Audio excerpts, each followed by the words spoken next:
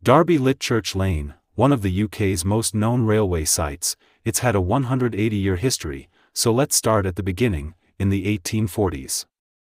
Derby Litchurch Lane was used to build various rolling stock for the Midland railways in the 1840s as part of the larger Derby Works facility, and all of it was directed by Matthew Kirtley, who built many steam engines for the Midland Railway in the nearby locomotive works. In 1873, the Midland Railway was rapidly growing with seemingly no end, so the choice was made to split Derby Works into two, with the original locomotive works located next to the station. That locomotive works since partly reused as Derby College, and the Carraige and Wagon Works, which is now the Derby Litchurch Lane site. For many years Derby Litchurch Lane went on to build many carriages and wagons with timber wood for the Midland Railway, until 1923, where the Railway Act of 1921 ran its course on over 120 operators and formed them into the Big Four. The Big Four was LNR, LMS, GWR, and Southern. For Derby Litchurch Lane this meant it would now be under LMS, and they continued to build carriages and wagons, however now made with steel. This continued for over 20 years until 1947, when British Railways came and took over everything. Not a trace of the Big Four remained, so for the next 12 years British Railways had Litchurch Lane produce hundreds of BR Mark Is. A lot of these can be seen on heritage railways and even mainline charter trains. Later on through the 50s Derby Litchurch Lane started to produce DMUs for British Rail. Here on screen are all the DMUs made at Litchurch Lane. Derby Litchurch Lane also provided replacement coaches for the vintage 1938 tube stocks, which have since been replaced by 1973 stocks. These both ran on the Piccadilly line on the London Underground network. Later through the 1960s Mark III coaches were partly produced at Litchurch Lane, with others made at York and Crewe.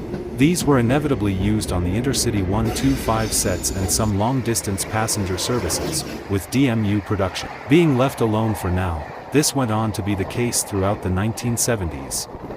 Until the early 1980s when Derby Litchurch Lane went back into the production of DMUs under British Rail Engineering Limited.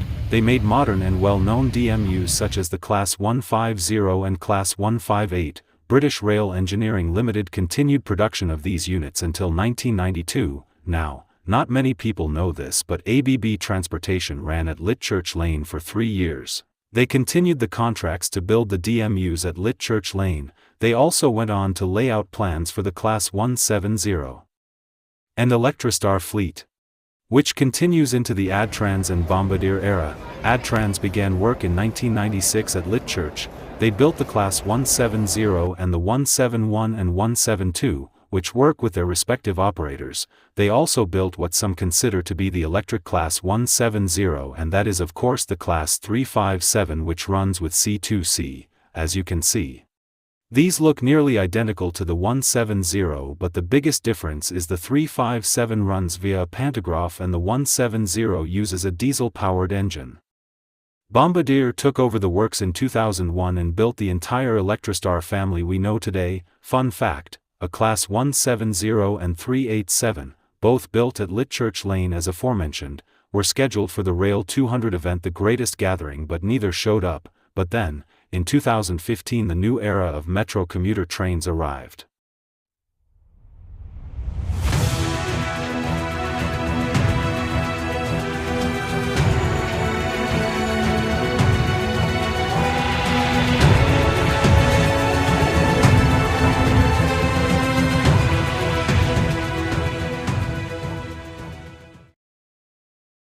In 2015, the first ever Aventra fleet began construction. These were the Crossrail, later known as the Elizabeth Line, Class 345. Yes, they were originally going to look like that. In 2017 these trains began service on the Elizabeth Line network, replacing the old and outdated Class 315 and 317.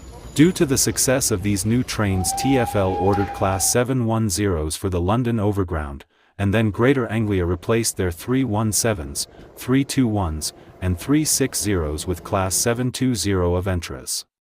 South Western Railway started to take delivery of their Class 701 Aventras, more commonly known as Arterio, though due to delays these trains didn't see public use until 2024. However, that wasn't the end of the Aventra reign, as in September 2024 the Class 323 farewell tour happened. The Class 323s were replaced by Class 730 Aventras. Going back a bit, in 2021 Alstom took over the Litchurch lane site. And in January 2025 the greatest gathering was announced, and it was said to be the biggest railway event in history, and it really was, as there was over 100 locomotives and units and plenty of packed stalls and things to do. You can watch the full video of the event on my channel, and that is pretty much it for Derby Litchurch Lane, and for now I will leave it there. If you have any other documentary ideas I should do, please let me know and I will try to do them. For now though, thanks for watching.